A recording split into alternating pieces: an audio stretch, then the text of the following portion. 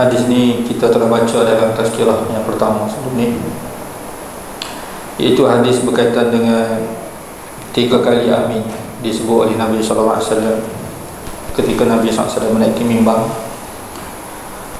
Jadi 3 kali amin itu kerana 3 golongan yang telah disebut oleh Jibril AS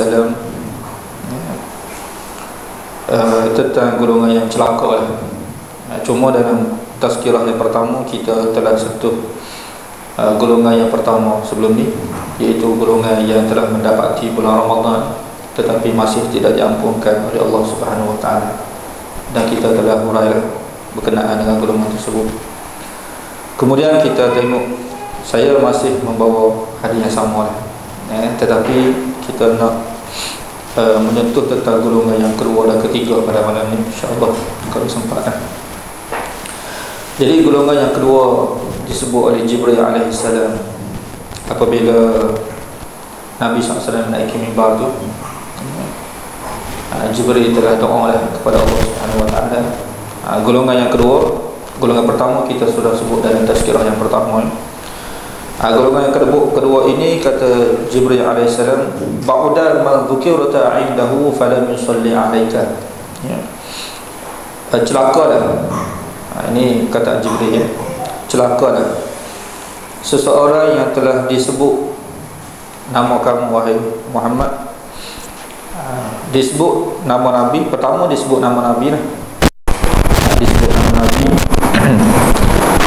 ataupun disebut yakni cerita tentang Nabi, walaupun tidak nama Nabi tapi berkaitan dengan Nabi lah, berkaitan dengan Nabi SAW. Nama Nabi itu mana Muhammad lah, atau tidak Muhammad pun kita sebut dengan nama. Tetapi dia masih tidak berselawat kepada Nabi Sallallahu Alaihi Wasallam. Jadi sebenarnya hukum asal selawat ni sunat ya. Selawat ni sunat ya, tidak wajib ya. Tetapi sebahagian dari situasi, sebahagian dari situasi ini selawat menjadi wajib kepada kita. Yang pertama dalam solat, ada beberapa situasi atau tempat yang wajib untuk kita selawat pada Nabi SAW. Yang pertama dalam solat. Solat ni Allah Ta'ala jadikan rukun untuk kita selawat pada Nabi SAW. Itu dalam tahiyat akhir lah.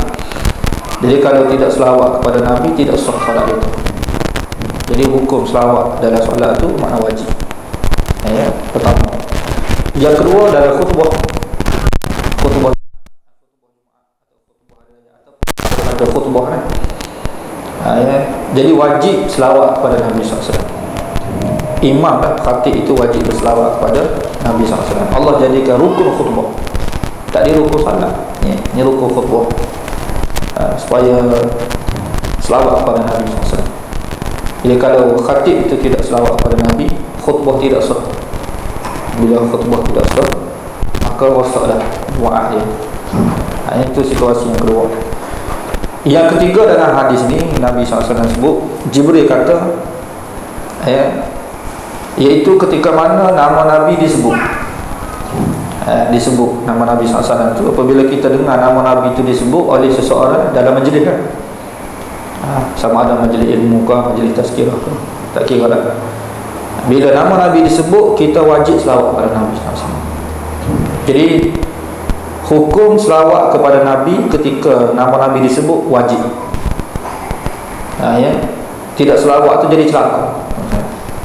Cuma ulama memperbahaskan, adakah dalam sesuatu majlis apabila nama Nabi SAW disebut berkali-kali, berkali-kali itu mana adakah setiap kali itu disebut maka kita kena selawat lah. Katakanlah ustaz tu sebut 10 kali, adakah 10 kali itu kita kena wajib selawat? Di situ berlaku khilaf di kalangan ulama lah. Sebahagian mengatakan wajib. Kalau disebut 10 kali, 10 kali lah kita selawat. Kalau 100 kali, 100 kali.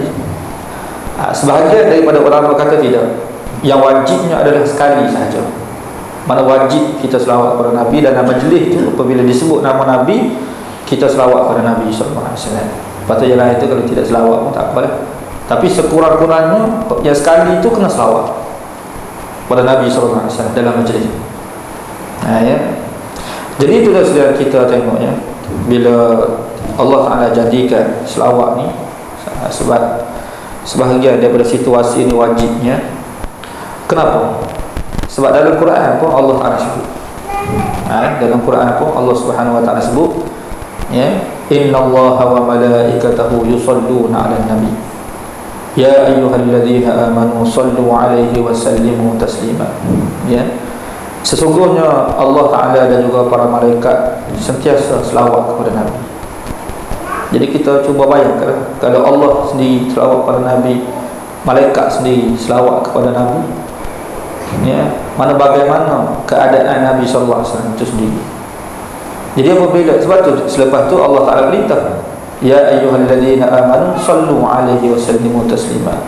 Ya, wahai orang yang beriman, hendaklah kamu berselawat kepada Nabi dan memohon sejahtera untuk Nabi sallallahu alaihi wasallam.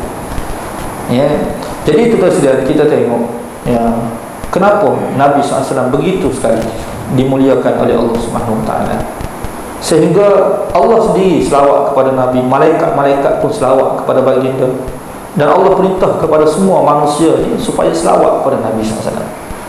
Ya. Sebahagian ulama menyebut innallaha wa malaikatahu yusalluna 'alan nabi, itu apa makna sebenar?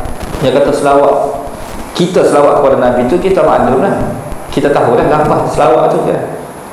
Seperti mana kita sebut selepas di antara solat tarawih itu, Allahumma salli ala Muhammad wa ala ali Muhammad, itulah lafaz selawat yang Nabi SAW ajar kepada kita. Dalam solat pun gitulah kita selawat. Tetapi Allah Subhanahu wa taala selawat, ya, malaikat selawat kepada Nabi ni, selawat Allah dan malaikat ni apa makna sebenarnya? Sebahagian ulama tafsir mengatakan selawat yang dikatakan Allah selawat ni makna satu ucapan penghargaan, satu ucapan penghargaan ataupun satu ucapan syabas dan tahniah Allah Subhanahu wa taala khusus untuk Nabi sallallahu alaihi wasallam. Ya, kenapa tu saudara? Kenapa Allah Subhanahu wa taala ni sampai begitu sekali mengucapkan satu ya, kalau kita sekarang ni kita kata tahniah lah. Lafaz kita tahniah. Tahniah ni satu ucapan, ya, satu ucapan kepada seseorang yang hebat lah, yang dapat sesuatu kejayaan dalam tugas ke, dalam pembelajaran ke. Begitu juga Nabi SAW yang apabila kita perhati, ya, Allah Subhanahu wa taala mengucapkan syabas dan tahniah kepada Nabi itu kenapa? Sebab kejayaan Nabi SAW, kehebatan Nabi itu sendiri, ya, kehebatan Nabi, kejayaan Nabi dalam menyempurnakan tugas sebagai seorang Nabi. Terus kalau kita tengok Nabi SAW dalam membawa agama Allah Subhanahu wa taala ni, ya, agama tauhid kepada manusia, ya, mungkin kita tidak rasa, kita rasa macam biasa saja, ya. Tapi bila kita buka ayat-ayat Al-Quran, kita tengok ayat-ayat Al-Quran berkaitan dengan, ya, dakwah Rasulullah SAW, hadis-hadis Nabi SAW berkaitan dengan dakwah Nabi SAW, ya, kita dapati Nabi SAW ni dalam nak menyempurnakan tugas sebagai seorang Rasul.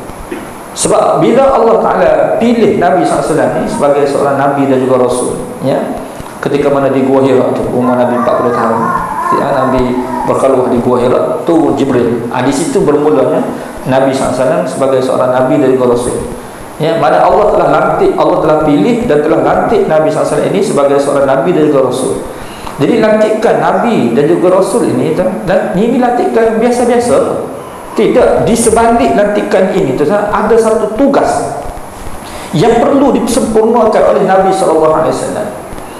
Ya, dan tugas dia bukan tugas biasa kan, tugas yang cukup berat. Allah perintah kepada Nabi, ya ayyuhar rasul balligh ma unzila ilaika min rabbik. Ya, wahai Rasul, hendaklah kamu sampaikan wahyu yang telah diturunkan kepada kamu, Quran. Itu perintah Allah kepada Nabi SAW. Allah perintah kepada Nabi sampaikan wahyu. Dan sampaikan wahyu ni, wahyu tu sendiri, kandungan wahyu ni macam mana? Ya, menyampaikan wahyu ini. Bila kita tengok wahyu yang disampaikan oleh Nabi kepada golongan manusia, terutama golongan musyrikin Mekah pada ketika itu, terus sekalian, iaitu satu kandungan mana kandungan wahyu itu satu kandungan yang mana musyrikin Mekah tidak suka, benci. Jadi menyampaikan sesuatu perkara yang tidak disukai oleh manusia, yang dibenci oleh manusia, Dan Nabi SAW, tuan-tuan, kita tidak boleh bayar Nabi pada zaman dulu seperti adun ke ahli parlimen kita sekarang ni. Tidak. Kita tengok sebahagian daripada ahli parlimen, kita kata wakil rakyat kita ni, bila jadi wakil rakyat tu dia disanjung, dimuliakan oleh manusia, diangkat, diberi gaji yang tinggi. Nabi SAW dalam menjalankan tugas Nabi tidak seperti itu. Kalau kita tengok sebelum Nabi kan, sebelum menjadi Rasul, ketika umur 40 tahun Nabi jadi Rasul kan. Sebelum Nabi SAW menjadi Rasul, Nabi dikenali oleh golongan musyrikin Mekah sebagai Al-Amin. Itu gelaran Nabi di kota Mekah. Tuan-tuan coba, Al-Amin. Al-Amin itu apa maksud? Mana orang yang dipercayai. Tidak ada golongan musyrikin Mekah benci pada Nabi SAW. Bila ni? Sebelum Nabi menjadi Rasul. Tetapi apabila Nabi SAW menjadi Rasul, tuan-tuan, Nabi SAW diperintahkan oleh Allah menyampaikan wahyu, dan wahyu itu tidak disukai oleh golongan musyrikin Mekah. Jadi Nabi SAW menyampaikan perkara yang tidak disukai oleh manusia ketika itu, menyebabkan golongan musyrikin Mekah pada ketika itu berasa benci kepada Nabi, marah kepada Nabi, dan mereka mengadakan pelbagai perancangan untuk menentang Nabi SAW. Itu dalam surah Al-Anfal, imam kita baca je. Salah satu daripada kandungan surah Al-Anfal, ayat dalam surah Al-Anfal. Apa dia Allah sebut? Wa idh yamkuru bikal ladzina kafaru liyuthbitu aw liyaqtuluk aw liyukhrijuk wa yamkuruna wa yamkurullah wallahu khairul makirin. Apa maksud? Ingatlah wahai Muhammad, di waktu orang-orang kafir itu mengadakan satu perancangan untuk menangkap kamu, atau mereka nak membunuh kamu. Sampai satu tahap golongan musyrikin Mekah nak bunuh Nabi SAW, nak bunuh Nabi, nak tangkap Nabi, nak usir Nabi, ataupun mereka ingin mengeluarkan kamu, mengusirkan kamu daripada kota Mekah. Wa yamkuruna wa yamkurullah, mereka mengadakan satu perancangan untuk membinasakan kamu, dan Allah juga ada mengadakan perancangan untuk membatalkan perancangan mereka itu. Jadi itulah kita tengok, itu natijah yang diperoleh oleh Nabi SAW dalam nak menyempurnakan tugas sebagai seorang Nabi dan juga Rasul. Maknanya tu kita kena faham, Nabi nak menjalankan tugas sebagai Nabi ini bukan satu perkara yang mudah sebenarnya. Sehingga sempurnanya agama Allah Subhanahu Wa Taala dalam tempoh 23 tahun ni, kita terima agama Allah tu dengan mudah tu. Kenapa tuan? Sebab dengan pengorbanan Nabi ni, pengorbanan Nabi SAW. Bukan Nabi saja, sahabat-sahabat Nabi yang sanggup berjuang. Kalau kita baca kandungan surah Al-Anfal yang imam kita baca tadi, berkaitan dengan peperangan Badar. Peperangan Badar itu peperangan dalam Islam, pertama dalam Islam. Peperangan Badar ni kata ulama antara mati hidupnya Islam. Kalau umat Islam Nabi kalah pada ketika itu tuan, Islam tidak ada atas muka bumi ini. Kita tak tahu sembah apa sebenarnya. Tengok bagaimana Nabi dan sahabat berkorban pada ketika itu. Yang sanggup mati, sanggup mati untuk apa ni? Untuk mempertahankan agama Allah Subhanahu Wa Taala, supaya agama Allah ni sampai kepada kita. Sekarang ni tuan-tuan, agama Allah sampai kepada kita ni dengan sebab apa? Dengan sebab Nabi dan sahabat. Dengan sebab Nabi SAW dan sahabat. Sebab apa ni? Sebab mereka sanggup melakukan pengorbanan untuk agama Allah Subhanahu Wa Taala. Sebab itulah Allah Subhanahu Wa Taala telah sebut dalam Al-Quran, Allah redha pada para sahabat radhiyallahu taala anhum. Yang telah bersama dengan Nabi SAW.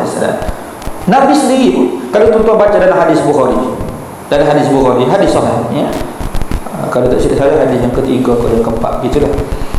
Bagaimana Nabi ketika mana terima wahyu di Gua Hira, terima wahyu di Gua Hira tu, Nabi SAW pun gemetar, takut dah tu. Balik jumpa dengan Khadijah. Adalah hadis sahih. Khadijah telah bawa Nabi SAW jumpa dengan Waraqah bin Naufal. Waraqah bin Naufal ni siapa dia? Padri Kristian. Padri Kristian. Dia sepupu Khadijah, tapi dia padri, dia alim dalam agama Kristian. Tetapi hebatnya Waraqah bin Nawfal ni, dia tidak alim dalam agama Kristian saja, dalam agama Taurat pun dia alim juga. Dia telah terjemah kitab Taurat tu ke dalam bahasa, kitab Injil tu ke dalam bahasa Hebrew, dalam bahasa Yahudi. Alim tu dia. Dia padri Kristian. Ini antara padri Kristian yang Waraqah ni padri Kristian yang kita boleh makan sembelihan dia. Ni ada pun padri Kristian yang ada di gereja sekarang ni tak boleh makan, atau tidak termasuk ahlul kitab yang kita boleh makan sembelihan dia tu. Ni lah. Kenapa? Sebab dia ni antara ahlul kitab yang diterima, ahlul kitab yang beriman kepada Allah Subhanahu Wa Taala. Dia agama Kristian yang beriman Nabi Isa tu Nabi Allah Subhanahu Wa Taala. Bila Nabi SAW cerita tentang perkara ini kepada Waraqah, Khadijah cerita kepada Waraqah, kepada sepupu dia ketika itu, apa perkataan yang keluar daripada Waraqah dalam hadis tu, tak boleh baca sendiri dalam hadis Bukhari. Waraqah kata, inilah namus dia. Namus tu mana Jibril dalam kitab Yahudi. Jibril itu namanya namus, dia turun kepada Nabi SAW. Itulah Jibril, dia kata. Kemudian kata Waraqah, tidaklah ajaran yang kamu bawa ini wahai Muhammad, melainkan kamu akan dimusuhi oleh manusia. Tengok, mereka kamu. Waraqah mula-mula lagi Waraqah sudah bagi tahu. Baik, sudah bagi tahu kepada Nabi, melainkan kamu akan dimusuhi. Kemudian Nabi SAW kata, awak mukhriji Yahud, adakah mereka akan usir aku? Dia kata, ya, manusia akan usir kamu. Satu tugas tu, kalau kita perhati, tugas Nabi ni, tugas Nabi. Dia Nabi ni lantikan Allah SWT. Allah pilih, Allah lantik, Allah pilih kan, pilihan Allah Taala. Lepas tu Nabi tu dia ada tugas dia. Tugas Nabi tu berat tak berat? Kalau kita boleh bayangkan, berat tak berat tugas Nabi ni, sehingga Nabi sendiri pun mengakui. Mengakui itu dalam surah Kahfi kan, dalam surah Kahfi itu, fala'allaka baqi'un nafsaka ala atharihim illam yu'minu bihadzal hadisi asafa. Barangkali kamu wahai Muhammad akan musnahkan diri kamu sendiri, kan? Akan memusnahkan, akan mencekik diri kamu sendiri, membunuh diri kamu sendiri. Kenapa sedih sangat? Maknanya beratnya tugas Nabi SAW untuk menyempurnakan tugas ni bukan satu perkara yang mudah, kan? Pertama kita tengok, dalam hadis, dalam Quran, Allah tidak benarkan Nabi tu ambil upah daripada pekerjaan. Dalam satu pekerjaan tu yang tidak ada upah. Tuan-tuan kalau buat satu pekerjaan tidak ada upah, tuan-tuan sanggup buat atau tak sanggup buat? Buat satu pekerjaan yang tidak ada upah. Sebab setiap pekerjaan patutnya kena ada upah. Tidak salah kita nak ambil upah. Dalam syariat apa kita boleh ambil upah. Tetapi untuk agama Allah ni, tuan-tuan, Allah tidak benarkan Nabi ambil upah. Bahkan bukan saja Nabi, semua Nabi-Nabi terdahulu, Nabi Nuh AS, Nabi Ibrahim AS, semua Nabi-Nabi dalam menyampaikan agama tidak ada upah. La tas'aluhum alaihi min ajr. Jangan kamu minta daripada mereka ini sebarang upah wahai Muhammad. Allah tidak benarkan. Pertama. Yang kedua, tuan-tuan, bukan saja tidak dapat upah, harta-harta yang ada pada Nabi dengan Khadijah ni habis untuk agama Allah Subhanahu Wa Taala. Habis harta pula. Yang kedua. Yang ketiga, bukan sekadar itu, manusia pula tu. Dan dalam Quran sendiri Allah Taala cerita bila Nabi SAW menyampaikan kalimah tauhid kepada mereka ni, apa berlaku? Mereka caci pula Nabi. Mereka kutuk Nabi. Mereka tuduh Nabi gila. Innaka la majnun. Kamu betul-betul gila wahai Muhammad. Apa perkataan, apa cuba kita bayangkan. Kalau kita di tempat Nabi nak menjalankan tugas seperti ini, dahlah orang tidak terima, tidak hargai. Mereka kutuk pula. Adakah kalau kita berada di tempat Nabi itu kita boleh buat tu? Saya perhatilah, bila kita nak baca ayat Quran ni, kalau kita nak terbayang, kalau kita di tempat Nabi memang kita tak sanggup nak buat. Tak sanggup nak buat pekerjaan seperti ini tu lah. Kalau pekerjaan YB ada ni, ramai orang nak buat. Sebab apa? Gaji besar. Gaji besar, dapat sanjungan. Ni tidak itu kan, dicaci, dimaki, pelbagai perkataan kutukan yang tuan-tuan boleh baca dalam Quran. Musyrikin Mekah telah tuduh Nabi SAW. Oh, dahsyat tu kan. Jadi kita boleh bayangkan bagaimana keadaan Nabi dalam nak menyempurnakan tugas seperti ini. Tidak cukup setakat itu terusnya. Dan saya bagi tahu tidak ada upah. Habis harta untuk agama, tidak dihargai oleh manusia, dicaci, dimaki oleh manusia terusnya. Pengikut Nabi SAW yang bersama dengan Nabi dibunuh. Tuan-tuan cuba bayangkan, kalau kita bawa satu ajaran, orang ikut ajaran kita, dia dibunuh. Apa perasaan kita? Seolah-olah orang itu mati sebab kita. Kita boleh buat ajaran seperti ini. Bukan 1 hari, bukan 12 hari, 13 tahun di kota Mekah tuan-tuan. 13 tahun di kota Mekah. Berapa ramai sahabat-sahabat yang mati, yang telah dibunuh, diseksa oleh golongan musyrikin dengan sebab ajaran ni. Mereka telah tuduh Nabi perosok agama Ibrahim ketika ini. Tidak cukup 13 tahun bila Nabi SAW berpindah ke Madinah. Bila Nabi berpindah ke Madinah tuan-tuan, adakah musyrikin berhenti daripada memerangi Nabi? Tidak. Itu dalam surah apa imam kita baca tadi, itu berkaitan dengan peperangan Badar. Mereka telah kejar Nabi SAW. Mereka serang pula Nabi di Badar ketika itu tuan-tuan, nak membunuh Nabi. Bukan sekadar dicaci, dimaki tuan, mereka nak bunuh Nabi. Satu pekerjaan yang boleh yang menyebabkan Nabi itu dibunuh tuan-tuan.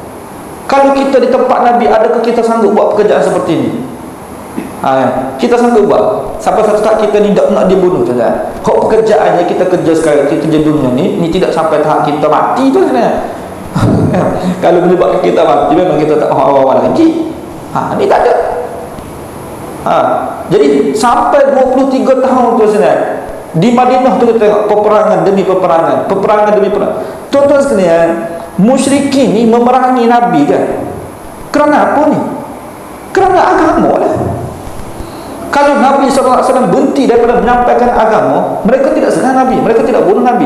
Mereka nak bunuh Nabi, nak serang Nabi ni kenapa? Kerana Islam. Semata-mata kerana Islam. Ya.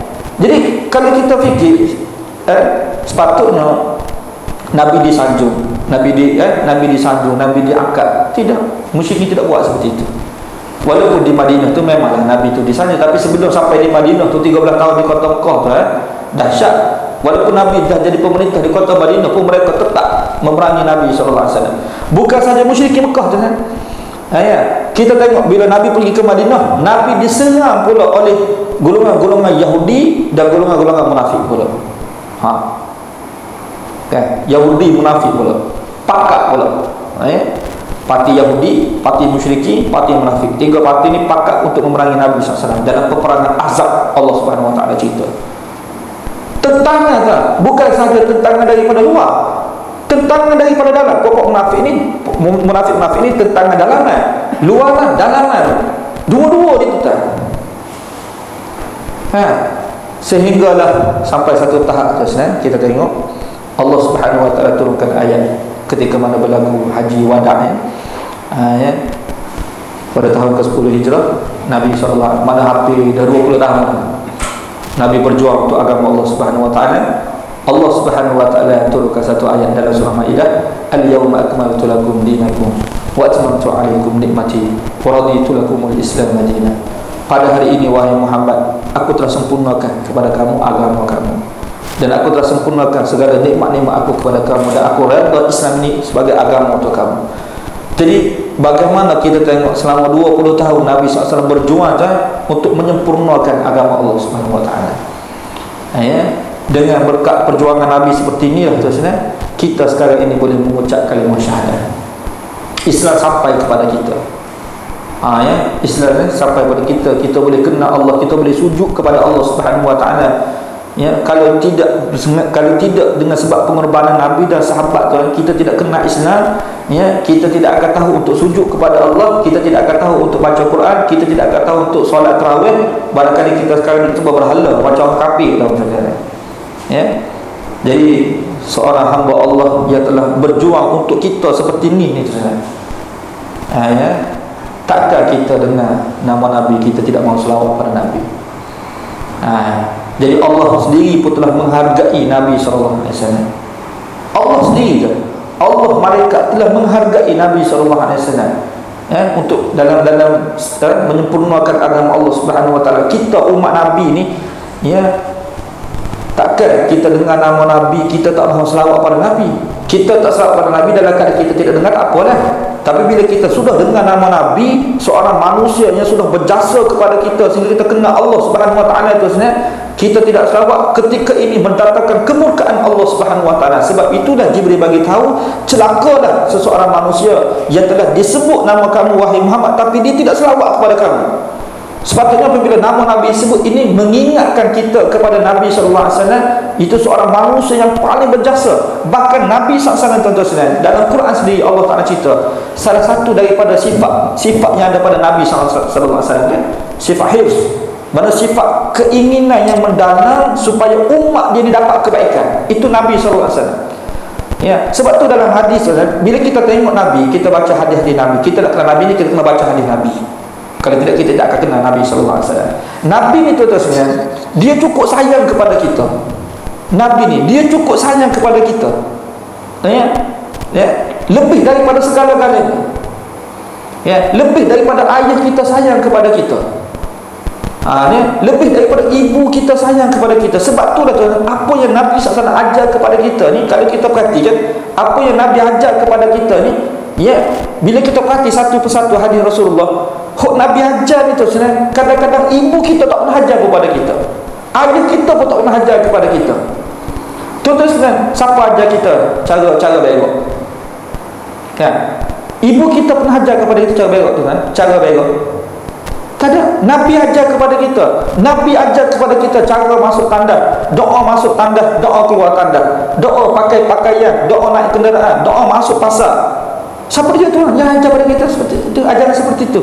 Tidak ada. Nabi yang ajar kepada kita tu. Maknanya bukan saja perkara besar Nabi ajar, yang kecil-kecil ni Nabi ajar kepada kita tuan, supaya kita ni dapat kebaikan. Ini seorang manusia ni kan. Sebab tu Nabi kata, tidak beriman seseorang kamu ini sehingga aku dia kasih, sehingga aku dikasih olehnya lebih daripada ayah dia, lebih daripada ibu dia, lebih daripada anak dia dan semua manusia. Sebab tu kita sekarang kata dengan Nabi ni, kita kena kasih Nabi lebih daripada segala-galanya. Kita kena kasih kepada Nabi lebih daripada kita kasih pada anak kita. Kalau kita kasih anak kita, Nabi tu lebih lagi. Kenapa? Sebab Nabi telah berjasa kepada kita lebih daripada anak kita lagi, lebih daripada ayah kita lagi. Ini Nabi SAW.